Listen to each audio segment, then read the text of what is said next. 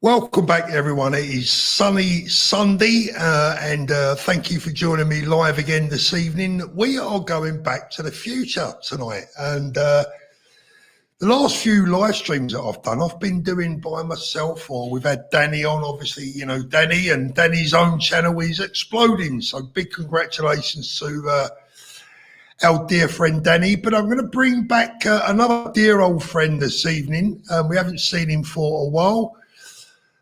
Let's have a little look. Who could it possibly be? It's Richard. Good evening, Richard. I thought you were going to introduce me as Marty McFly for a minute there when you said it was Back to the Future.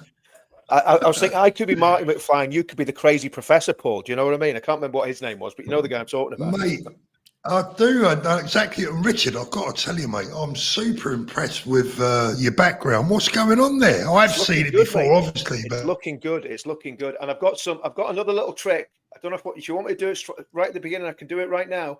So we've got something. Is that the one for the special month? Is it? Don't spoil it. Don't spoil it. Don't spoil it. Now remember, I won't spoil it. I won't. Remember what Sadiq Khan says, and we've got about what Sadiq Khan says. Diversity is our strength. Remember that. So they say, yeah. Remember what month it is, for the sake of diversity, and we're not taking the mick. There you go. YMCA, it's fun to see. Richard's got all woke. Oh dear, mate, it's great to. You've turned off now. By the way, go on. If anyone's epileptic, right, just look away from the screen now. Should have warned that before we've done that, Paul. You know what I mean? But remember, Paul, diversity is our greatest strength. So they say, looking at all the people piling. Good evening, everyone. 700 people already watching. Carol Wilson. Yay! It's Richard. Hi, Richard. Hi, Richard's Carol. Back. Evening, Richard. Richard, mate, I've been, me viewings have been slumping, so I had to drag you back out of the cupboard, mate. Paul, I've got a confession to make. When you were off, I emailed them all and told them what to subscribe to my channel and unsubscribe to yours. You know, it wouldn't surprise me. It wouldn't surprise me. I wouldn't do that. We just need Danny back for the full set, but understandably, we need Danny back. Understandably, Danny is feeling very sore about recent events, which we won't go into tonight. We'll try and keep it a little bit sensible, a little bit light-eyed. We have got some very serious topics to talk about, as always, Richard. But first of all, what have you been up to? I mean, look, for those watching now, as you can see by my complexion, Paul, I've been in loads of sunbathing. Lying about by the pool, you know, just getting a tan, really. I mean, you seem to be doing a bit better than me at that, but I mean, you know, do you know what, Paul? I've been insanely busy. I've just been doing loads and loads of stuff. And then, of course, last Tuesday, which was certainly a special day, which the diversity experts, no doubt, were reaching for the sick bag and the smelling salts, when our friend escaped from Wood Hill with about 50 sacks of mail. You know, you used to sew mail sacks when you went into prison. Now they have to make mail sacks when he goes inside. You know what I mean? So Tuesday, I did when Tommy got out, I did 6 hours of live stream. So if you're watching Tommy, that's the dedication to the course. 6 hours of live streaming. So that was a busy day. But yeah, I've been really busy, mate. Really, really busy. Building loads of stuff, building a website for Counter Media, doing a whole lot of work stuff, whole lot of family stuff. So it's been full on, Paul. Absolutely full on. What about you, mate? What's happened? Seriously, what's going on? I'll give you I'll tell you exactly, mate. Les says, hi, Richard and Paul. Richard, where can I get your bulldog picture from? Well, my wife made that for me, believe it or not. She actually... She's into sort of art and all that sort of stuff. So she basically did that. So you can have a Richard's Wife original, but it would cost you £5,000. So send the check to Paul, and then we'll get one across. You know, it was one my wife did. That's doing deadly serious, but she probably need about $5,000 to do it for anyone. So, so that's what that, and the other one as well. That's from my dear wife as well. So she's into her art, and she's good at it, and she's a patriot.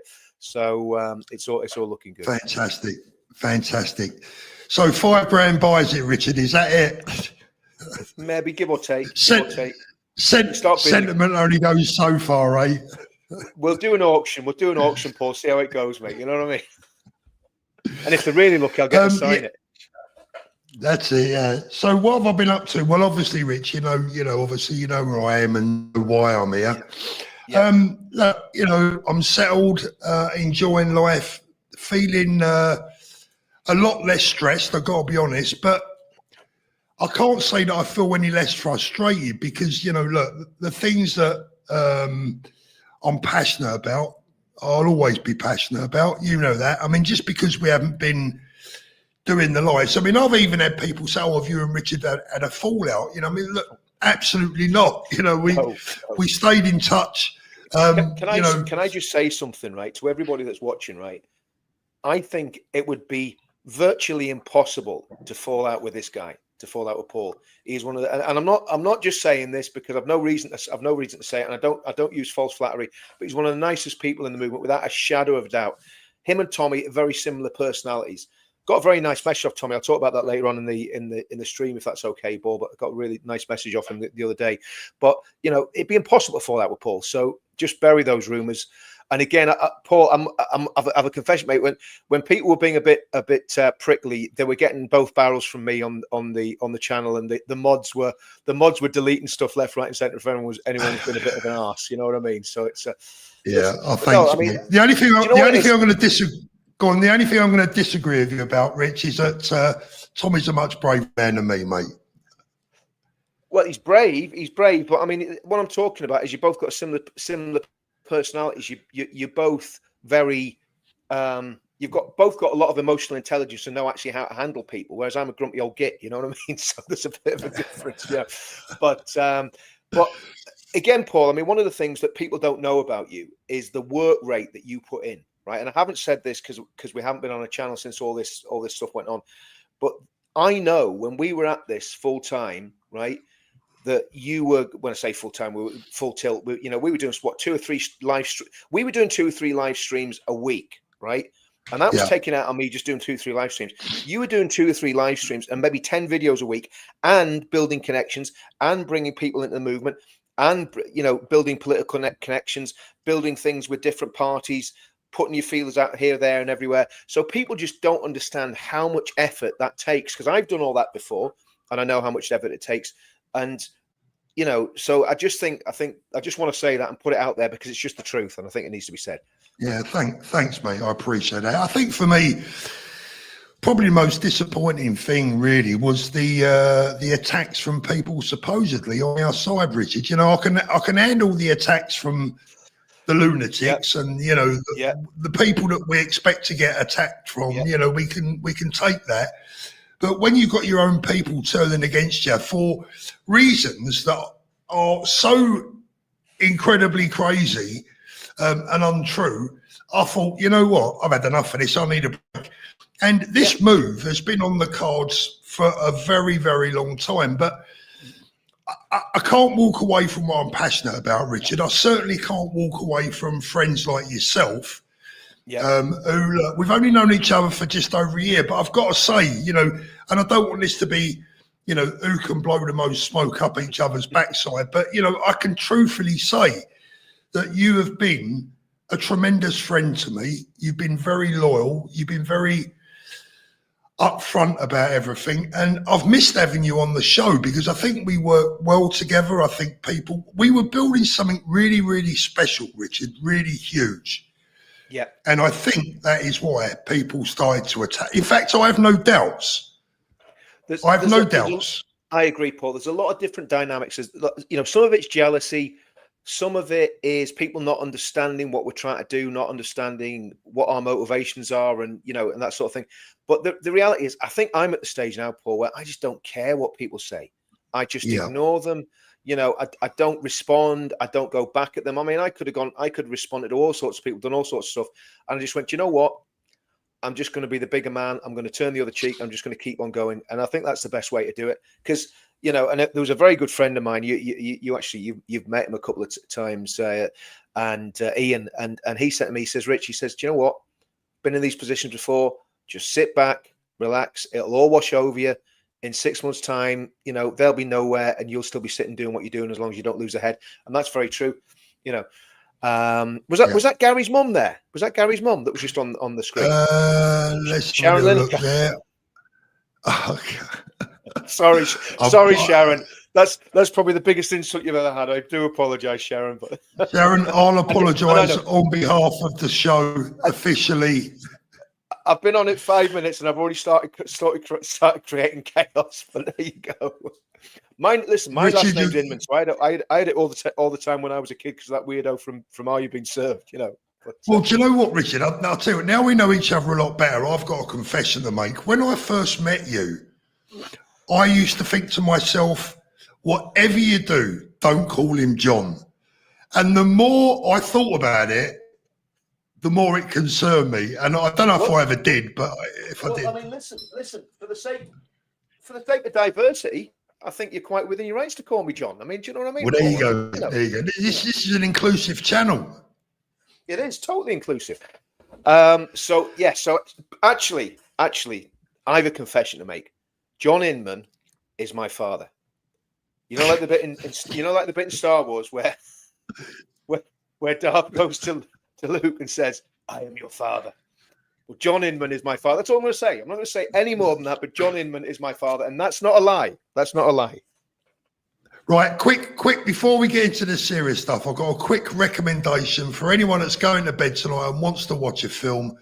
Steptoe and Son Ride Again. I watched it last night. Absolutely brilliant. Steptoe and Son Ride Again. I was gonna, I don't know if you've seen anything that's going on with my daughter, and they've got a rescue dog, a greyhound, right? There's a greyhound scene in there. I was going to pull it out and have a little joke with me son-in-law about it, but I watched Steptoe and Son Ride Again.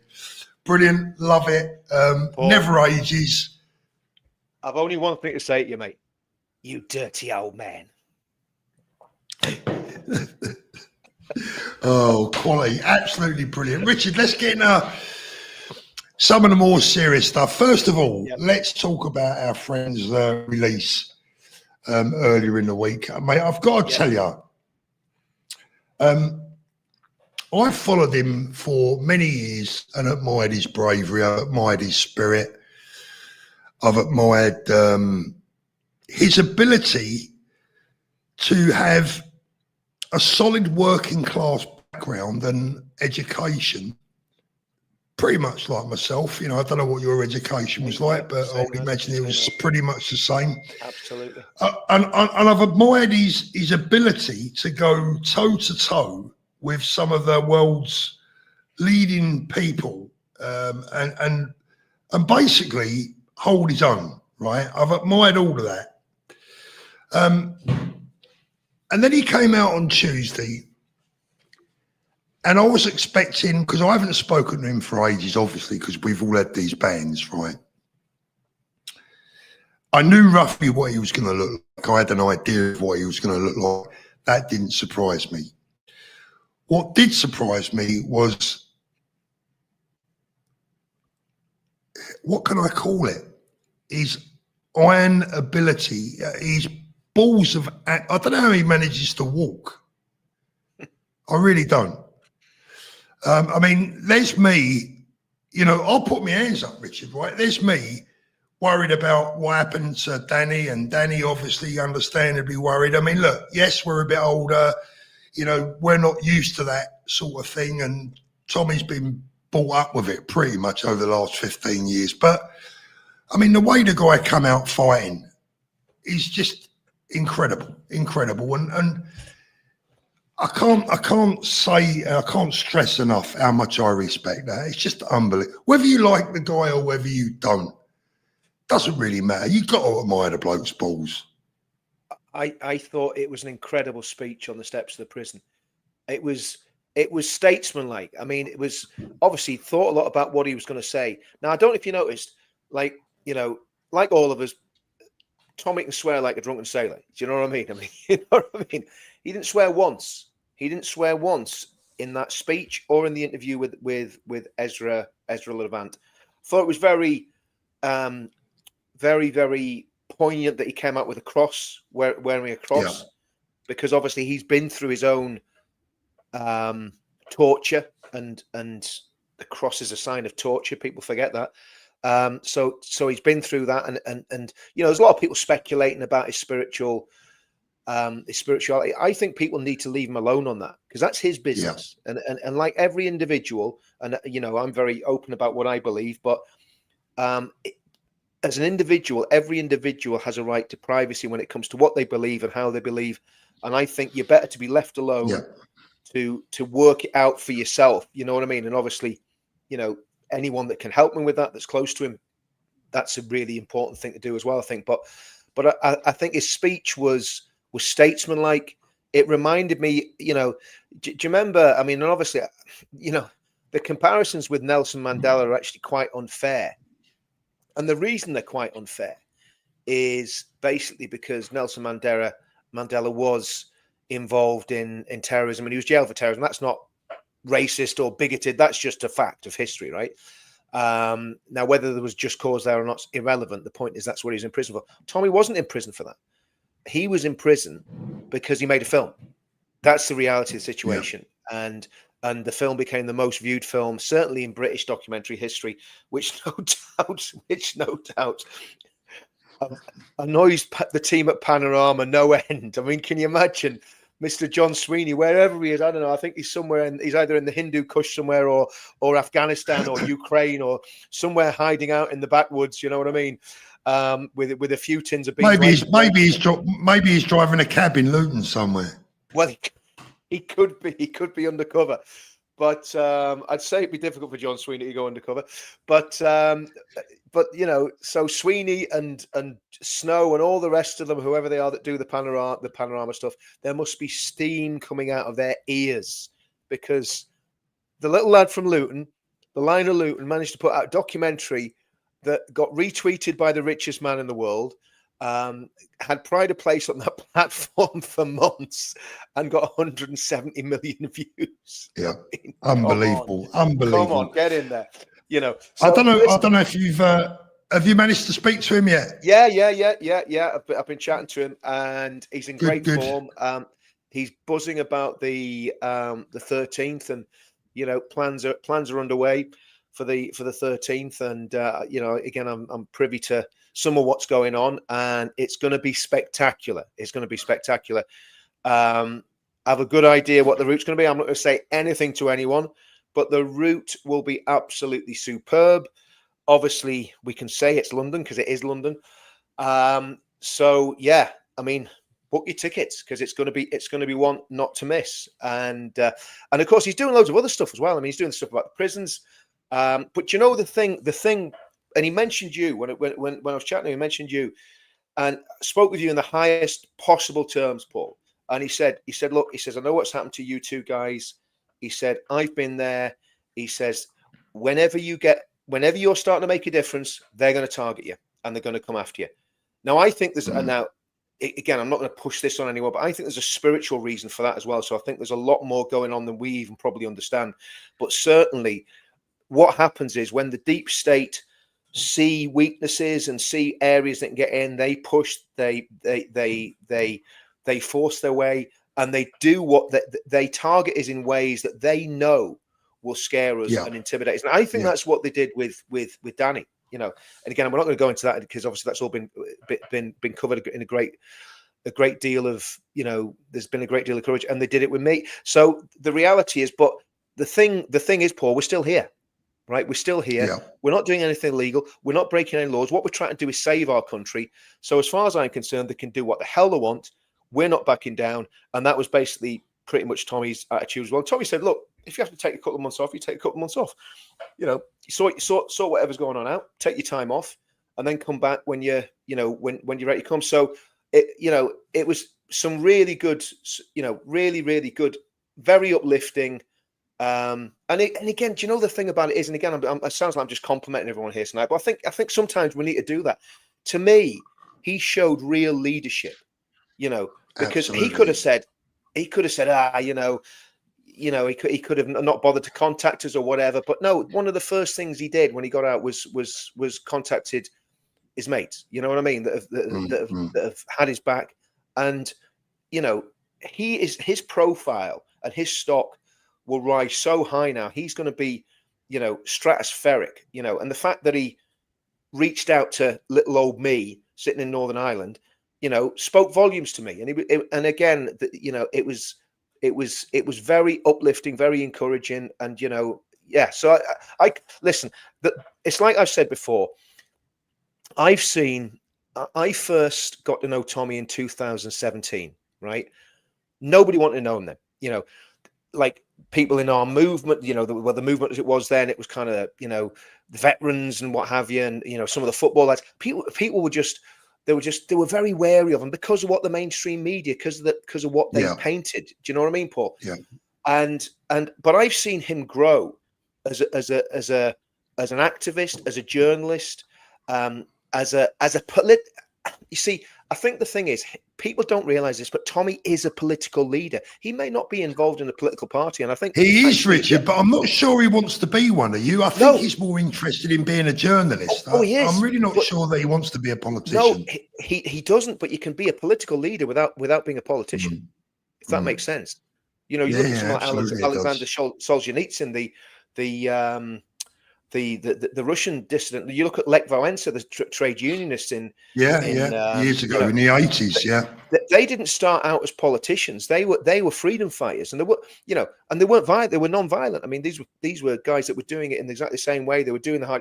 Martin Luther King Jr., probably one of the most influential men in American history. But he never became an elected politician. Is it coming, Richard? Let me just get through one or two of these. Hugh is a new member. Thank you very much, Hugh. Really appreciate that. Andrew, thank you so much. Really appreciate that. And AJ Audit is a member for 7 months. Good to see 2 of the 3 Stooges. We're only one missing. Oh, look, Cyber Night Walker, thank you. Great to see you and Richard back. Hope Danny might join these guys again sometime, but respect his decision. I think Danny will be back, mate. But we'll have to wait and see. But whatever he does, like we say, we'll respect his decision. But Danny, another great human being. That's what I love about Danny so much. And if you haven't subscribed to his channel, by the way, guys, please make sure that you do. That is Danny in Spain. Richard, there's got to come a time for Tommy, surely. And I was thinking about this today. I was having a cup of tea, thinking about what's been going on. Now, a few months back, I called out Piers Morgan on X for what he is, a troublemaker, a man that plays games with the truth, a man that has cowardly attacked Tommy on numerous occasions, inaccurately, has not given him the right of reply. And I called Piers Morgan out on X, and Piers said that he would give Tommy the chance. He answered my criticisms and said that when Tommy was free, he would give him the chance to have his say. First of all, will Piers Morgan keep his word? That's the first thing. And we'll try and make sure that he does.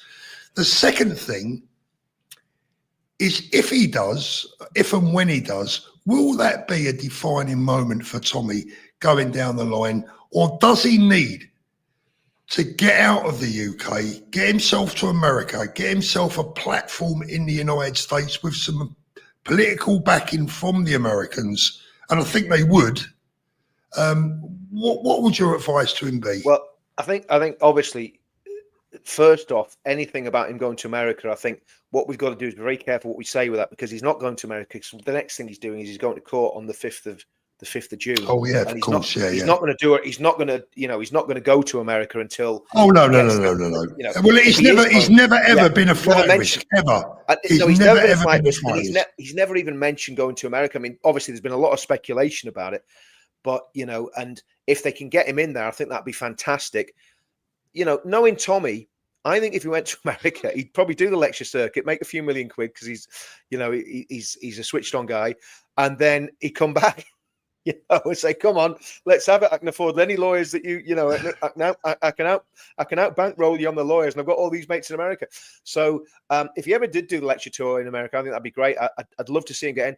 But again, this is where the lawfare and remember what I think it was Mark Stein said. The process is the punishment. So it's he gets out of prison, and the day before he gets out of prison, or the day after he's announced he's getting out of prison, they charge him with whatever. And we're not going to talk about that because obviously because of contempt, but they stick another charge in him, right? And you know, the thing that worries me is, are they going to try and remand him on the 5th of June? And I think from my point of view, and I'm very cautious when I say this and how I say it, but I think there would have to be a protest movement up and down the country, which is peaceful, legal, and legitimate lobbying, very respectful, peaceful protests, and you know, just a massive movement of people doing everything they can within the law to highlight the injustice of this. And again, I think that would be one that we'd have to push with the United States. When you come to Pierced Moron, as I call him, Pierced Moron, I think Pierced Moron will only do what suits him. Right. So if he thinks that he's going to get an advantage by having Tommy on his channel, he'll do it. If he thinks Tommy's going to make mincemeat of him, he won't do it. Well, so I think he knows that. I think he knows. I mean, Tommy would rip him a new one. He did last time. I mean, you know, he was waving a certain book about in the air, and you could see Pierced Moron was looking for a change of underpants. Do you know what I mean? He was absolutely panic stricken. And incidentally, I can't remember who said this, but it was someone that had been with the other supposedly the voice of free speech, or the channel of free speech, which we all know is a myth. But the one of the lead producers on that was the producer that was producing that episode of GMTV, right? And I spoke to Tom when he did that. I spoke to him about an hour afterwards. He says, "Oh, bro, how did you know?" It's like, "How do you think it went, bro?" Because he'd never realised how good he is. I said, "Mate, you absolutely smashed it." He says, "Rich, I've only had 2 hours sleep." He said, "I only got to bed at 4 o'clock this morning, or whatever." You know what I mean? Unbelievable. I said, "Brother," I said, "you smashed it. It was brilliant." And that is still, again, that's still bouncing around on various different YouTube channels, clocking up the views. So the impact that man's had is phenomenal. And I was. Well, here's the thing. Here's the thing, Richard. Can you imagine what he would do to Piers Morgan, properly pre-armed, as it were, with, you know, what's coming, with a full night's sleep, with a full night's sleep, and, you know, a 15, 20, 30-minute interview. I mean, that was a setup. That was all set up, you know, stacked against all the odds, and he still rips him a new one. But look, at the end of the day, we'll see Piers Morgan. We haven't forgotten, right? We haven't forgotten. Yeah. You said you would give him the chance. Now it's time to keep your word. And if you don't, we'll keep reminding you that you haven't kept your word. Nothing wrong with that. So, yeah, exactly. Eddie, thank you. Just watched Tommy interview with Andrew Eborn there. What an inspirational man TR is. Absolutely. David, Pie Paul, your healthy tan makes Richard look anemic. Richard, I've got to have to buy you a sunbed, mate. Mate, well, I was hoping this tube here would do it, you know, but it doesn't seem to have the right colours to get me a tan, you know what I mean? So we'll see. And finally, this one, Jackie Lee. Thank you, Jackie. I think you're going to be back in the thick of it again, Paul. I can see it in your face. You're too passionate not to be. Look, at the end of the day, Jackie, thank you very much. I care very deeply about a lot of things. And obviously, apart from my family, there's nothing that I care about more than our own people. It's not even really about our country. I mean, our country is our country, right? It's a piece of land. It's the people, the history, the tradition, and everything that we grew up in and to believe in. That's what I care about. And I could never, ever walk away from that or forget it or just put it to one side, because it's just part of who we are, right? I think as well as that, Paul, I mean, you and I both know, when we stopped doing the lives together, there was people contacting us independently saying that I'm trying to be serious here now, Paul. Don't laugh. That's step-toe, look. When he puts the specs on the greyhound, yeah, exactly. Go on, mate. Sorry, Richard. Sorry. You're totally. I was trying to be dead. You know, I was trying to be dead serious. Yeah. Serious, but no. What a lot of people said was that we cheered everyone up, right? So when we're having a laugh, we're having a giggle. very light-hearted, very, very innocuous. I mean, we never say anything. If we ever offend anyone, we apologize immediately. But what I found, Paul, was it was people contacting me, and I know they were contacting you as well, saying this was a lifeline for them, that we gave them hope, and I've kept going with that. I know you have, Richard, and fair play to you. But no, I mean, look, at the end of the day, you're back. The bottom line is, Paul, everybody needs a break every now and then, you know. And it's like I keep saying, it's like the Godfather Part 3, where Al Pacino's in the kitchen and he's in his 60s and he's got his cardigan on, and he turns around to the wife and he says, "Can I be Al Pacino?" You're Al Pacino, mate. This is what I'm building you up for, Paul. You've got to bear with me on this. You can be Marlon Brando. Go on. What are you trying to say? So and Pacino looks at the camera and he says, every time I get out, they drag me back in. And Paul, that's what's happened to you. Every time you get out, mate, you're going to get dragged back in. You know, it is Hotel California. There's no escape. You're in this for life. And we've got to do it till we either win or die. On the theme, Richard, you're a funny guy. Yeah. Funny how? What do you mean funny? Why are you entertaining? That's what. Do you know what we'll do a mafia themed stream when we get Danny back on, right? That's it. Yeah. Richard and Paul, I have a painting for Tommy. How do I give it to him? I'll have to think about that one. Yeah, good question. Yeah. Right, Richard, let's get on to what was going to be the main topic of the evening, but let's have a quick look at a couple of pictures that have appeared today. They're from AP and or Reuters. Is it Reuters or AP? One of the two. This is the scene in the channel over the last couple of days. 1,200 new arrivals in one day, which I believe. Can you flick back to that to the one with the church in the background? One before that. That one there. Yeah. That I take it that's France, is it? Is that France? Or is that's France. Yeah. So that's right. I mean, if you look at that, right? So that picture, right? That picture there is an illustration of exactly the trouble we're in, right? So you've got a French, probably a Catholic church, a nice seaside town, and on that beach. Now, again, it's obviously AP have been very clever to pick a picture with a couple of kids and some women in it. You know, they're really reporting the news impartially and giving us a fair picture of what's happening. Not so, you know. But the reality is, none of those people are European, right? None of those people are trying to get to the UK legally. They're all trying to break into our country, right? And in the backdrop is everything that is European: a church, a seaside town, something very gentle, something very innocuous. And I think, you know, what we've tried to do, Paul, and I think I'm convinced we're doing the right thing, and that's why I've, you know, been talking about spirituality and all this sort of stuff as well as everything else. What we try to do is defuse some of the anger. But Paul, I think the anger is reaching absolute fever pitch at the minute.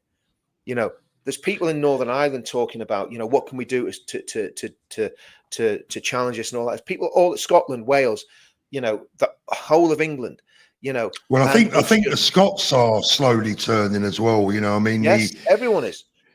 Everyone is. The same in the Republic of Ireland. So the whole of these islands, the people are rising up and saying something needs to be done about this. And the politicians are blaming each other. We had that Labour defence minister saying, "Oh, we've lost control of our borders. It's all to do with the Conservative Party," forgetting the fact that every time the Conservative Party, and I despise the Conservative Party as much as I despise Labour, but every time the Conservative Party try to do something, Labour politicians like Keir Starmer opposed it and voted against it. You know, voted it down. Yeah. No, look, they're always bad as one another, Richard. And at the end of the day, how much can a nation take? I mean, I did a video on that. I might have actually been wrong about the facts and the money, because I said £1 billion a week. It might have been £1 billion a month, actually. And if I was wrong, I apologise for that mistake. But you know, what's a billion? You know, what's the difference? $1 billion here, $1 billion there. I mean, we've all got money to throw away, right? I mean, Richard, I tell you now, here in Spain, I reckon if I went down to the local authorities and said I need somewhere to live, I need a few quid, I need an hand up, I need an hospital bed and a free dental appointment, they kick me out of the country faster than I could say Speedy Gonzales, right? Exactly, you know, exactly. I just don't understand it. And when we see how so many people struggling in the UK, I mean, 1,200 people in one day. Yeah. This is insane because make no mistake. I mean, they've said today that the border force were overwhelmed. They were calling fishing vessels. I mean, Richard, it's got to the point where they may as well just lay on ferries. Well, I mean, you know, again, I am convinced this is deliberate. I'm convinced, and the other thing, here's the thing, Paul, and this is where, you know, we had all this thing with reform, with the net zero migration thing, and again, I was chatting to, I won't say who, but a couple of people from Reform last couple of weeks, and oh no, it's all, you know, when we get into power, it's all going to change. I'm going, yeah, right, okay, whatever. And the reality of the situation is that if they wanted to stop this, they could stop it tomorrow. Simple as that. Absolutely.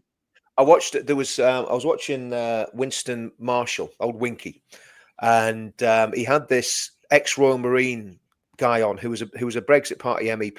He's really switched on guy. Don't agree with everything, but he's pretty switched on. He said, look, he says the Royal Navy and the Marines could stop this in a week. Simple as, but there's no will. It's down to complete lack of will and cowardice by the establishment, by the government. And what he said these people are traitors. He says they're deliberately betraying our country. So what me saying this was what this ex-Royal Marine, and it wasn't just a normal bloke. He was an officer, so he's quite educated, and so something has to be done. And it has to be done fast. But the boats are a smokescreen, Paul, because the biggest problem we've got is the million or so people that are coming into the country. Because of course, what they always give us is the net figure. So in other words, once the doctors, lawyers, businessmen have left because they're going, we're not going to pay all the tax that you're trying to, wring out of us. Once all the retired professionals have left and gone to live in Spain or Florida or wherever they've chosen to go, then we're getting Somalis, Afghans, people from Eritrea, people from Libya, and no disrespect, but nobody wants them here. We don't want them. Yeah. It's as simple as that. We just do not want them in our country. And it's not. Well, Richard, there are some people that appear to want them here, but this is what they must understand. I mean, let's just use myself as an example for a minute, right? Yeah. I've paid over £1 million in my life in tax, national insurance, whatever you want to call it. I've been a businessman. I've bought property. I'm a net contributor. I insure my vehicles. My wife's in vehicles. We do everything legally by the book. I've left the UK. I've taken all my money with me. I don't want to pay anymore. I've got another tax bill to pay in the UK before that ends, but I will be contributing no more to the British tax system. Yep. And I have no will to. I've always been proud of what I've paid into the service, the National Health Service, even though when I needed an operation, there was no space for me. Even when I've needed the police, they were never there for me. But let's put all that to one side. I'm still proud to have been a contributor that helps other people. But that's going to stop. So this net migration situation is people like me leaving, and there are thousands leaving every single week. And they're being replaced by people who are going to contribute very little, if anything at all. Now, for those people, probably zero. For those people that, want to welcome these people here, they should consider about the future of their country, of our country, and of their families and their children. What about the hospitals that need funding? The country needs money. We need money as a society to build schools, to build infrastructure, to mend bloody potholes, to do all the things that it takes. Do you know what, Richard? I've been in Spain 6 weeks. I haven't seen a pothole. I can't find one. anywhere. I cannot find a pothole. Yes, the weather's better. We understand the problems that ice brings to the roads, etc. But I have been here 6 weeks, so I cannot find a pothole. Why are the Spanish so much better at doing things like this? Why are the Germans so much better? Well, look, at the end of the day, I'm no longer a contributor. After my next tax bill, I'm done with the UK until this government are gone. Yeah, yeah. And there's going to be thousands more people like myself who have been good citizens, never broken the law, never been in trouble with the police, never cost the country a goddamn penny, and have contributed hundreds and hundreds of thousands of pounds on leaving, and we're being replaced by people who will give us nothing. Absolutely. Absolutely. And not only give us nothing, we'll try to fundamentally change the cultural makeup of our country, and that's the other thing that people aren't even factoring in, So, yeah, I mean, the massive problems, Paul, and we've got to talk about them. We've got to talk about them in very measured ways. There's a lot of comments, people saying the UK's finished. People say, if the UK was finished, I would immigrate as well. I would go, right? But it's not finished. And the reality is that we can still win this. And it doesn't matter where you are in the world. I'm in Northern Ireland. You're in Spain, Paul. We can do this from where we live. You don't need to be actually sitting in London. Seems really weird you saying that I'm in Spain. It's still unbelievable to me. But I mean, here's the thing, Paul. You were living in a town that was full of lefties. Let's get it right. Full of lefties, where you were getting grief. You were getting abused even as you were going about your daily business. People giving you a hard time. Why would you stay if you could go somewhere else and do exactly the same thing, and actually probably have a lot more impact, because you're not going to have all the stress on your family of all the stuff that's happening because you live. I mean, where I live, I'm in very nice part of Northern Ireland. I'm safe as houses as well. I mean, I'm not swamped by people that are going to try and do me harm. So the reality is that why stay somewhere where there's a massive stressor by living there when you can do exactly the same thing and do it, except be chilled out and not have all the worries and the hassle if you're living right in the heart of it. And so I don't think there's an issue. And Paul, it takes, for me or you to get to England, it takes what, 3 hours for you? Couple of hours. A couple of hours. Yeah. 3 hours, maybe, if you're including your travel time to the airport. So half a day, and you're in the centre of London. So the reality is we can be anywhere we want within hours. So it doesn't make any difference where you actually live. It's what you do where you live that matters. And the fact that you've picked up the baton again, and we're having these vitally important conversations for the people that follow our channels, right? Because believe you me, Paul, the emails I got, and I know you got them, and I know that's a big reason why you're here. We owe it to the people that are actually saying we're alive, literally saying we're alive because of your channel. We've both had the people say that. Yeah, Richard, the love that we've both had from our viewers is. I mean, if you was to speak to my wife, and I'll never ever have my wife on this channel because of the nefarious people out there that want to make a story up about everything that I do, whether it be about a dog or whether it be about, whatever it is, they'll find a fault in it. But, if you was able to speak to her, she would tell you that the number one thing that I've taken from this, what we've done in the past, are people like the Claires out there and the Allens who I had was messaging yesterday. And hundreds of other people out there just like them that have almost become like a family to us. Exactly. And I could never leave those people behind because they've been good. They've also been good for me, Richard, as well.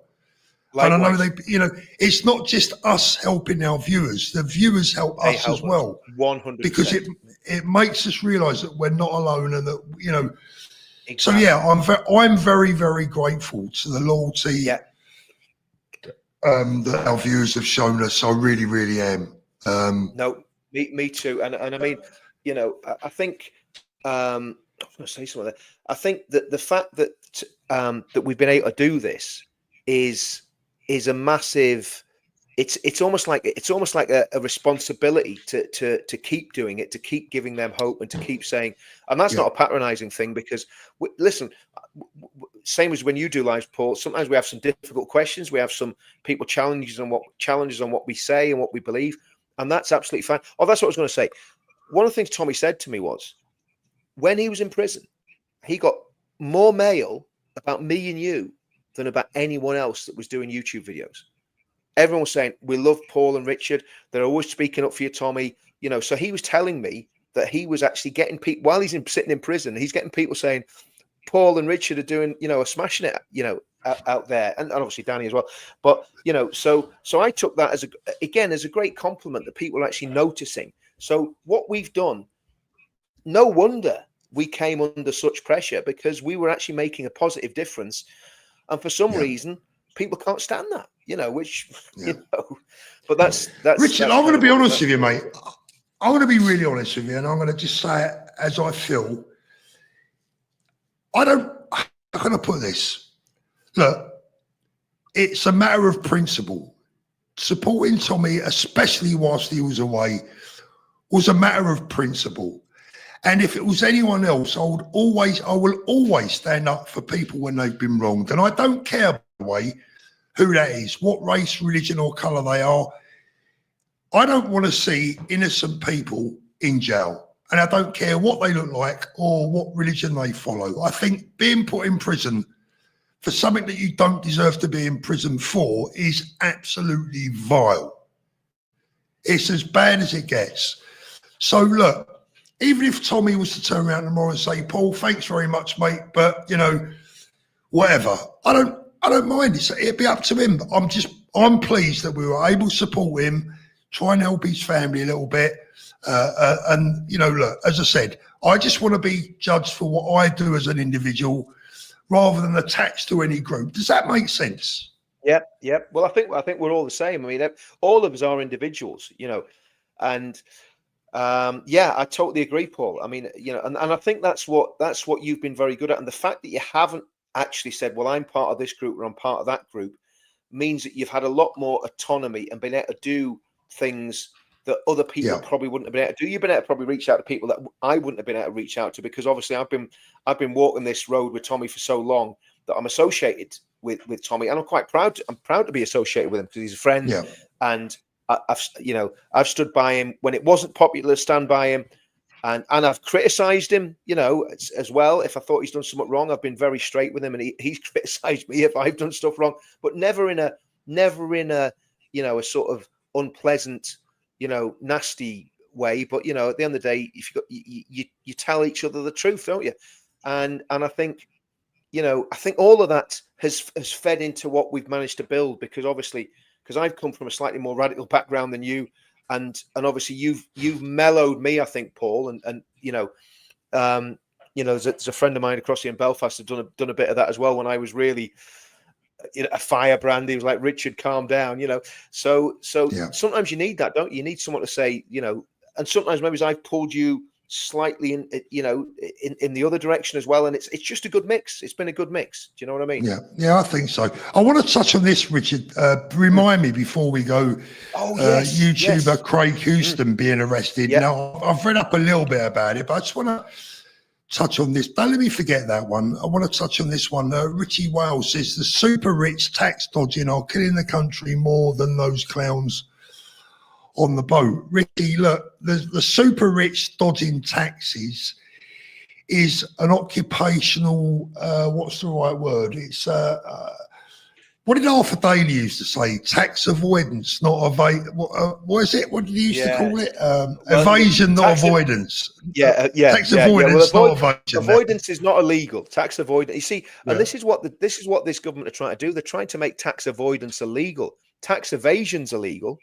But, you know, not paying, you know, using the benefits in the system to make your tax bill reduced is just wisdom. It's not, you know, listen, do you know what, Paul? When you look at what these scumbags are spending our tax money on, you know, 100 billion a year to the Chagos Islands or to Mauritius. so that we can give something that was a British protectorate or a British sovereign territory away. I mean, it's insane. You know, however many billion it is a year. At what point do our own people start to matter, Rich? At what point They don't. do our own kids start to matter? What we've got to realise is, right, we've got to realise is that to these globalist elite people like Keir Starmer, I mean, I have nothing but absolute contempt for Keir Starmer. You know, again, I'm not going to put it into words because obviously we want to try and keep this channel fairly polite. But that man said it openly. He's more time for Davos, for people in Davos, than he has for people in Parliament. That says everything you need to know about him. Yeah, of course it does. And so they're never gonna look out for the British people. We've got to look out for ourselves, and that's why, again, this is why the Uniting the Kingdom thing's so important. The pledge is so important. Getting back to church is so important. Getting back to our Christian roots is so important, because we've got to rebuild our culture ourselves. Because these scumbags, these elites, the establishment, for at least 50 years, I would say since Roy Jenkins and the Permissive Society in the 1960s and all the vile legislation that those people brought in, we've been on a downward trajectory since as long as I've been alive, Paul, and probably almost as long as you've been alive, because you're way older than me. But thanks for reminding me, mate. Do you know what I'd like to see, Rich? Do you know what I dream of? This is all I dream of, right? And it's very, very simple. I dream of our Prime Minister showing compassion, some genuine compassion for the people, for everyone, for the elderly, for the sick, for the young, for the poor, for the people who are less fortunate, for the Lucy Connollys of this world who should not be in jail. Free Lucy Connolly, by the way, and the others. Yep. Right? Where's the compassion? Why can't we have a Prime Minister that stands up and speaks to the nation from the heart, from a heart that we can feel and recognise and believe?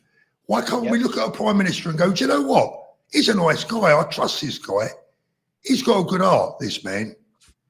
Now, Keir Starmer and Yvette Cooper and all the cronies that are running the country right now, if they had 1 ounce of compassion amongst them, Lucy Connolly would have been freed last week. Yeah, totally. Instead of that, they backed you up.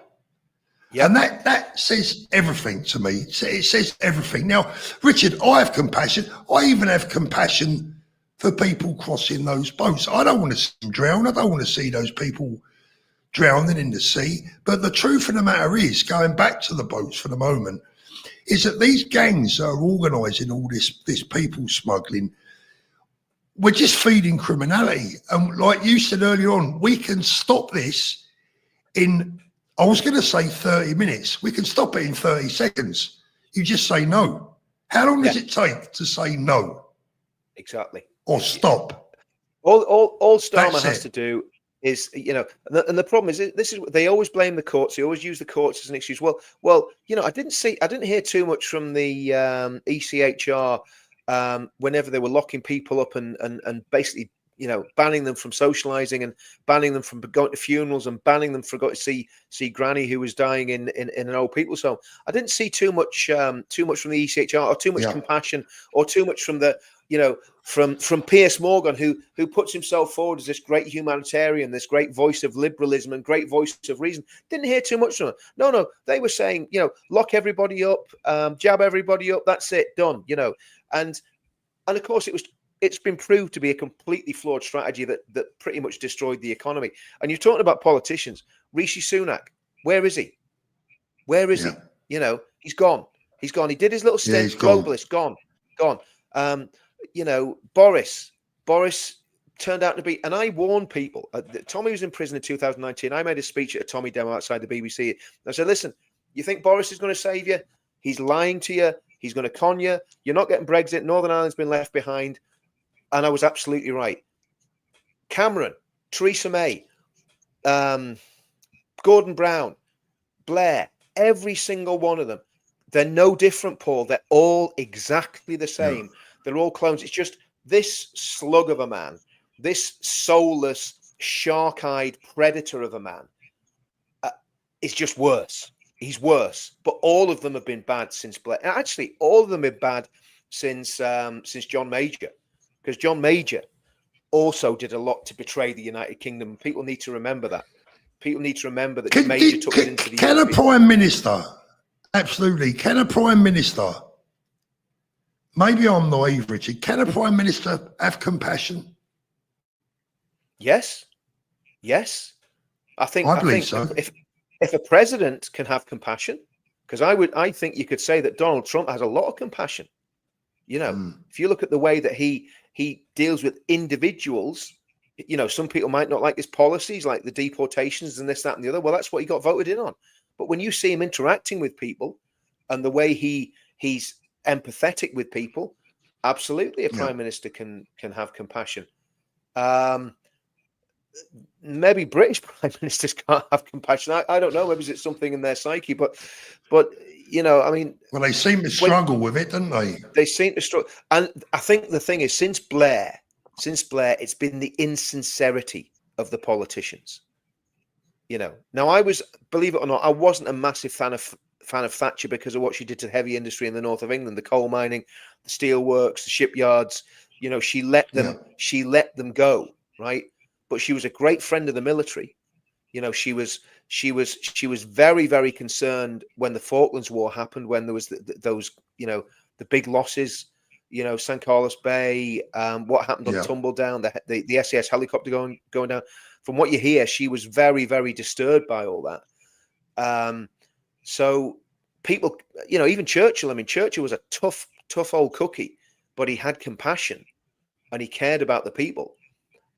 So you see, I think the difference is that those people, Maggie Thatcher, whether you agreed with everything she did or not, like I say, I didn't agree with everything she did, but Maggie Thatcher was a patriot and she loved the United Kingdom. She was proud of our military. She was proud of our armed forces.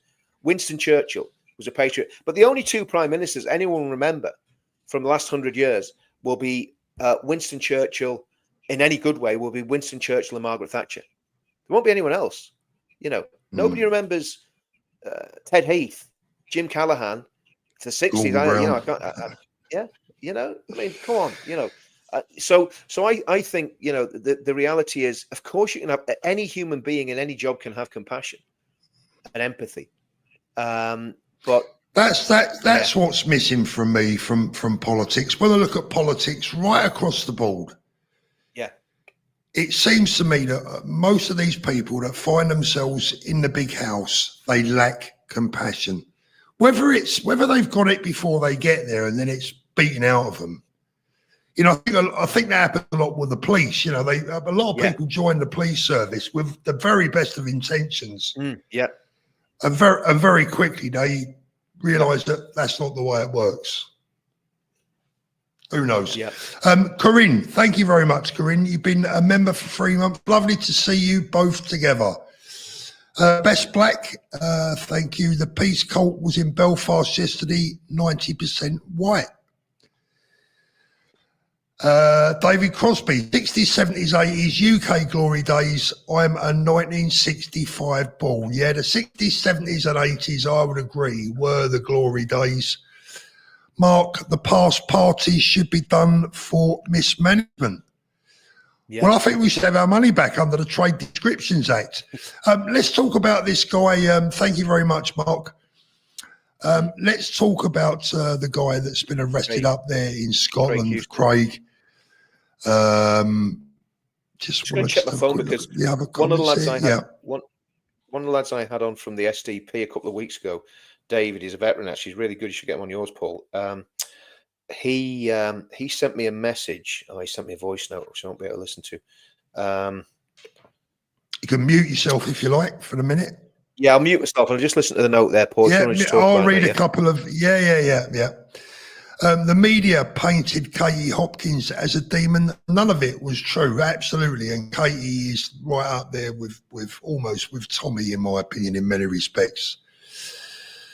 The COVID prisoner says, how much longer do patriots wait? Can democracy take our country back? Well, democracy is the way we take our country back, because that is what our country is all about, democracy. I think it's tyranny that's taken our country away from us in many respects, but we win it back through democracy.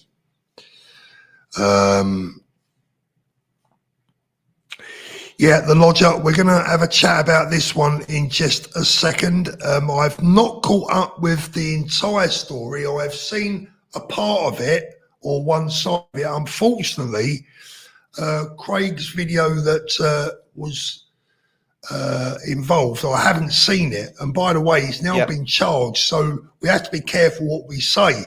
So we can't actually talk about that particular case, Richard, for legal reasons. And we all know what happens when you do. Yeah, I got that off my mate there. What we can say is that he is the leader of the SDP in Scotland. So he's a leader of a political party. He's the Scottish leader of the SDP in Scotland. And of course, the SDP, Paul, you remember in the 80s, the SDP was polling probably similar figures to what the Conservative Party are polling now, right? So without going into the case, and again, I've got a good idea from what my friend told me about the case is about. Without going into that, this is just yet again another instance of a voice, a dissident voice, a political leader being arrested and charged. Now, we're not going to say any more than that because obviously, you know. Well, I was going to say what we'll do, Richard, we'll talk about the risk to YouTube. By the way, hello, Ian, and happy birthday, Warhawk. Let's talk about the arrest of YouTubers and the threat of people using social media in general. Now, one thing I think is very important that everyone out there understands, I'm sure that most of them do, but the police or the authorities are not really going around arresting people who are pretty much unknown, who don't have much of a following, who post something shitty on Facebook or X. I mean, it does happen. But the bigger your following, the bigger the risk, the greater the risk. And I think all YouTubers on the centre right these days have to consider that a knock on the door could come, because we know what happens when the authorities don't like your message. And if you've got a big following, they particularly don't like it. So where do they go from here, Richard? Well, I think this is where we need our American friends to keep the pressure up. They're putting massive pressure on the British government, on the Westminster government. They need to put the same pressure on the Scottish government, because obviously, you know, Scottish policing and the Scottish judiciary are independent to a certain extent of the English government, English judiciary. Same in Northern Ireland, same in Wales. So what we need is, and I've made quite a few videos on this over the last few months, we actually need YouTube to take the handcuffs off everybody and turn YouTube into what Twitter is, which is basically pretty much a free speech platform. And I think YouTube are actually doing that, Paul. I think they're, you know, our friend got his channel back last week, so he's live on YouTube. I've noticed a lot of other people who were demonetized are now monetized again. My channel, by the way, I just want to plug my channel before I forget. If you're not subscribed to my channel, go to Counter Media on YouTube. You'll find it. This Counter Media UK is a big C on the actual platform. But go to that channel and subscribe, because we need to get these channels up, because it's spreading the risk. It's spreading the risk. I've got my own channel, which got about 40,000 subscribers, but that's not monetized. This new channel looks like it's going to be monetized, and if that's the case, I need to get as many subscribers, because if I can start getting money from doing this, then I'll do more of it. And it's just a simple. And for anyone that doesn't like that, for anyone that can't stand the thought of Richard actually getting a few quid in return for his hard work and the risk that he puts himself in, my message is tough. And by the way, it's Google that pays him, not any individual. I love this sense of humour. Jazzy B, Paul, you're browner than me and I'm an Indian. Looking great. Spain suits you. Well done, mate. Love that. That's funny. That's how you get along, right, Rich? That is how people who are slightly different colours and backgrounds, that's how we all get on, by taking a piss out of each other and having a laugh. Well, do you know what, Paul? I haven't said this yet, but I put a video. It's actually on Counter Media, so if you want to see it, you can jump on Counter Media. There's a guy flew from South London, black lad, flew from London to meet me. I didn't even know he was coming. He sent me a message yesterday. He says, "Rich, I'm in Belfast." I went, "Well, I better come and see you then," you know. So jumped in the car, went up, so spent a few hours with him, had a bite to eat, had a coffee. You know, and he's a Christian lad, and we were talking about, you know, how important that was to both of us in the movement, and how, you know, how much it can have a positive effect, and, you know, help people to be probably less angry and more forgiving and all that sort of stuff.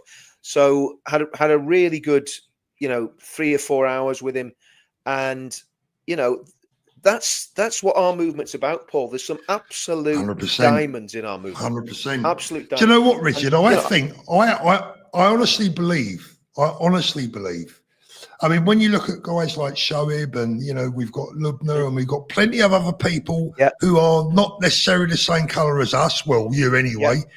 But look, you know, we've been building a situation where I think we've proven that we're not about race, creed, colour, or religion.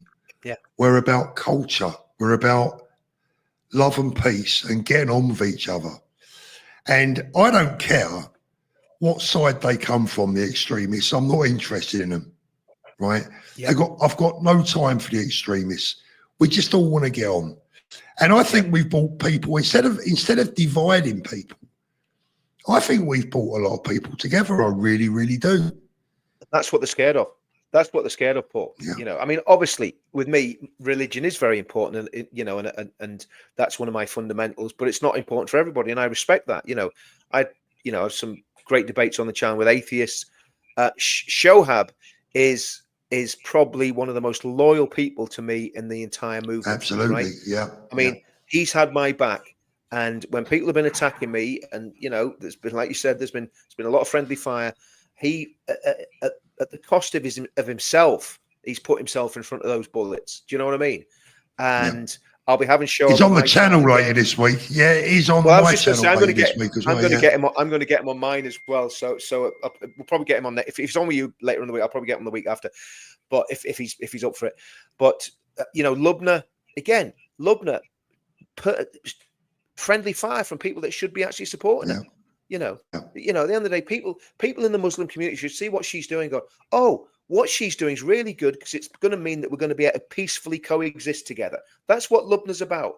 I have never heard Lubna once criticize Islam, criticize Muslims. She says things about the community that are true, and she's very honest. She's very articulate, and the way that she's been treated has been absolutely shameful. And I know she did a live earlier. I haven't managed to have a look at it yet, because I was kind of getting ready for this. But it's shameful. It's shameful the way people have been treated. And all we're trying to do is bring people together. And do you know what, Paul? As long as I've been in this is what it's been like. And I'll tell you something else that people don't realize. When Tommy was doing the EDL was exactly the same. Yes, people try to hijack it. And yes, there was far-right people attached themselves to it. But every single meeting that they had, there was always either someone like Amit Singh there, or, you know, a black speaker, you know, or someone from the Jewish community, or an ex-Muslim. And that's the way it's been with Tommy from the beginning. It's the way it was when we were doing the veterans and the football lads. We were exactly the opposite of what the media was trying to portray us as. And in fact, the far right always hated us. We always had loads of problems with the far right, the proper far right. I mean, they're getting so small now that it's, you know, that they're kind of irrelevant. But always, you know, we were getting stick for being too liberal, if you want, and being too centrist. Do you know what I mean? And this is why Farage's position is so strange and so damaging. And you've got to ask massive questions, because why was he saying, and Tice saying, and Mohammed, whatever his name is, the Mohammed Yusuf, Yusuf, what do they call him? Zia Yusuf, Mohammed Zia Yusuf. Why are they pushing people like us out of the party, like Ben, like Rupert, and obviously loads of people whose names no one will know? Why are they all being pushed out, and they're bringing people in that are left wing? I don't understand it. I really don't understand what they're playing at, you know.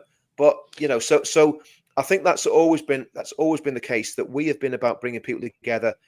And now, because the scale is so much bigger, and because our friend has now got his YouTube channel back as well as his Twitter, just wait to see, if we can keep him out of the clink, wait to see this blast off over the next few months.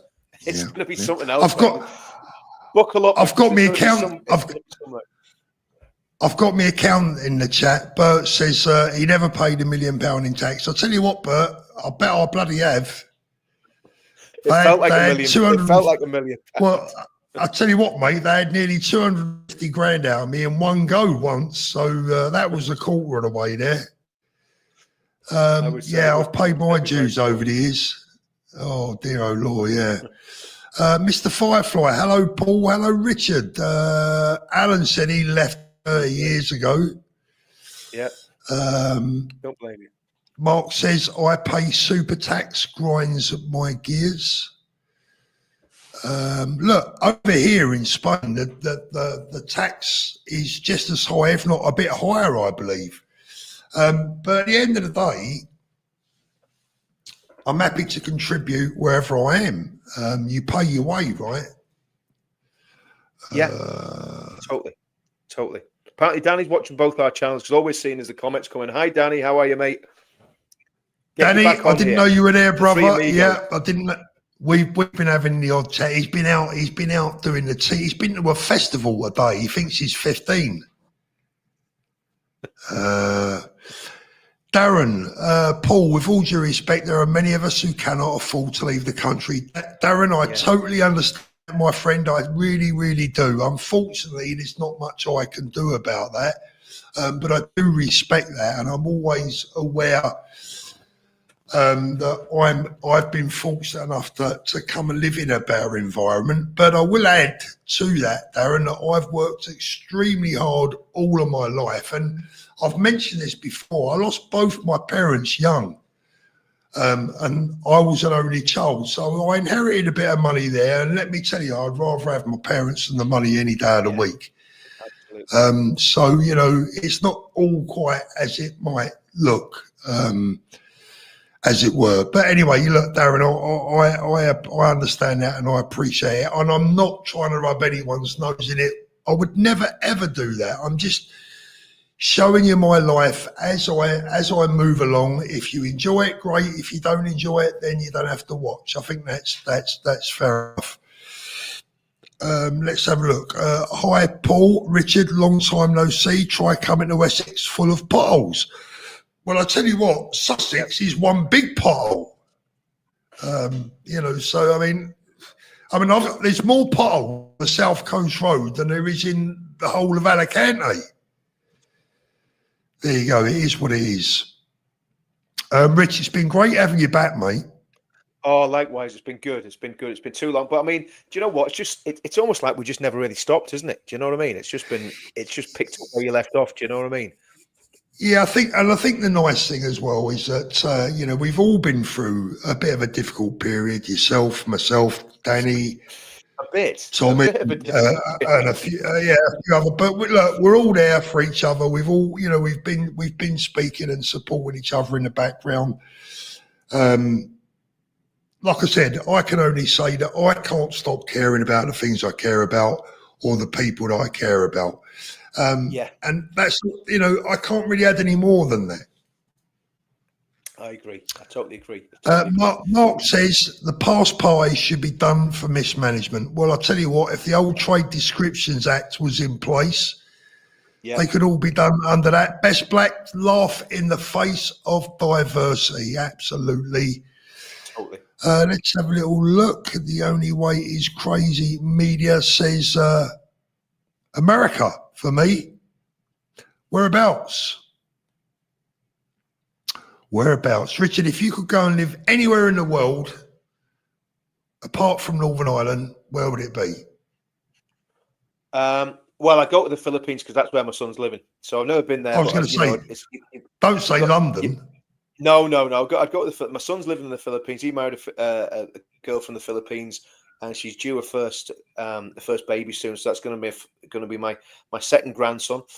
And yeah, I think if I had to leave Northern Ireland, if if people came and said, Richard, you've got to go, then I think, yeah, I'd go and pester my son in the Philippines and, hopefully build a nice house out there, because it's all pretty cheap out there, Paul. You know what I mean?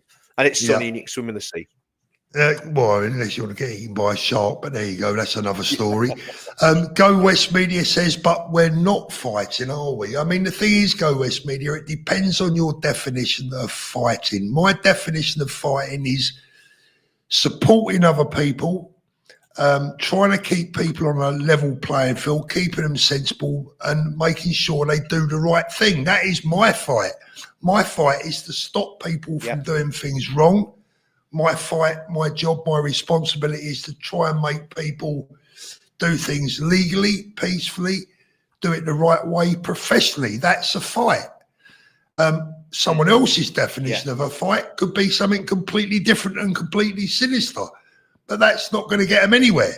Yeah. Apart from behind bars. No, it's not. So we are fighting. We all have different fights to fight. I think that's the thing, isn't it, Paul? At the end of the day, it's all right for people saying that, because if they basically if they basically put their neck in the noose, then that's fine. It's fine. It'd be fine for someone that's been doing this and been frontline for years to say, well, you're not doing anything frontline. But the reality is, what we're doing is completely frontline, because it's all about getting the word out there to as many people as we can to hopefully change things at a general election. That's what everything we're doing is about. The pledge, uniting the kingdom, finding a political party. And again, my verdict, I don't know about you, Paul, I ain't changed my opinion. My verdict's still out on the politics side of things and what the solution is there, because as it stands, I don't see any one party being able to do what needs to be done, because it's such a big job, So absolutely. I just want to have a little laugh at. I just got to have a little laugh at this one. Look, Woodsy 04, Thorpe is in it for the super chat money. Yeah. I mean, I should dine out on those super chats tonight. McDonald's or something like that. They do make you laugh. Honestly, these people. You need to teach. You're going to have to teach me how to do it, Paul. You're going to have to show me how to do this, mate. You know what I mean? Oh, look at that. I'm going to leave that one up. Thorpe's in it for the super chat money. Nice dog, anyway, Woodsy. Nice. Bless him. Yeah, nice dog. Look after him, mate. Look after him. Yeah. Right, Rich, I'm going to wind it up. Let's have a little look. Thank you very much for watching tonight. Well over 2,000 people again. Please don't forget to hit the upvote button. The more upvotes we get, you know what? We might do it a bit more regularly. Got to try and wink them into giving us a thumbs up, Richard. And by the way, it is free. It doesn't cost anyone. Don't worry. We don't get paid. Exactly. And listen, I mean, subscribe to Counter Media. Get across and do that. Subscribe to Counter Media, because we want to get that. Counter Media, get over there, subscribe. Danny in Spain, get over there and subscribe, and please give us a thumbs up. Great to see you again, Rich, and come back again soon. Yeah, you're back again 100%. Soon. Good man. Oh yeah, of course. Always. Yeah. Love to everyone. Have a great week. Stay safe, and we'll see you soon. God bless everyone. Have a good week. Soon. Good night.